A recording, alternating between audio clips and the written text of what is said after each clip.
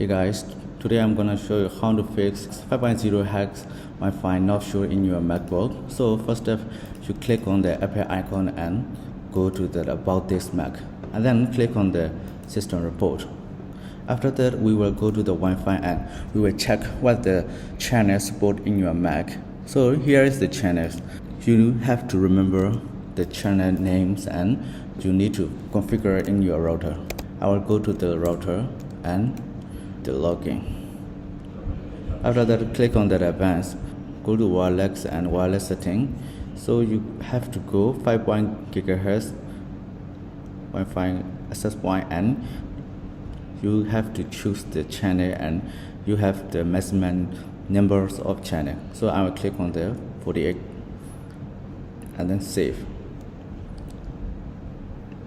Fix now 5 GHz Wi-Fi will show in your MacBook Pro.